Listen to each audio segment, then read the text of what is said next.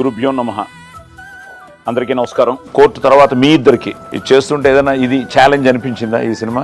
Bike మీద అంతమంది నేర్చుకున్నారు. యాజ్ అ ప్రొడ్యూసర్ నువ్వు మామూలుడి కాదు, నువ్వు అన్ని వేసుంటావు లెక్కలా.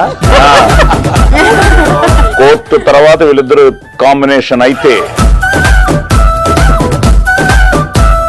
సాయన్న క్యారెక్టర్ ఎక్కడి నుంచి పుట్టింది నీకు? ఇద్దరికి మా అమ్మ నాన్న అన్న ఇన్స్పిరేషన్. నాకేంటి ఇన్స్పిరేషన్?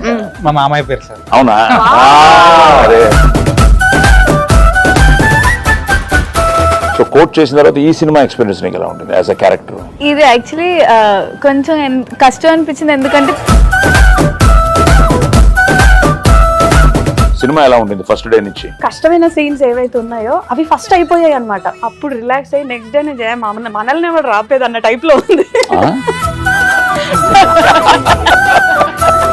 1 వీక్ లో శ్రీరామనవమి, నవమికి రిలీజ్ అవుతున్నాం. ఇప్పుడు ఎలా ఉంది నీకు? గుడ్డ ఏం కొట్టుకుంటుంది? నా టెన్షన్స్ అన్ని విజయ్కి ఫుల్ కథ చెప్పి కాకినాడ వెళ్ళాడు. కాకినాడ ఓహో. రాడు, కాకినాడలోనే ఉంటాడు. ఈ అమ్మాయి కూడా అంతే సార్. అక్కడే ఉంటుంది.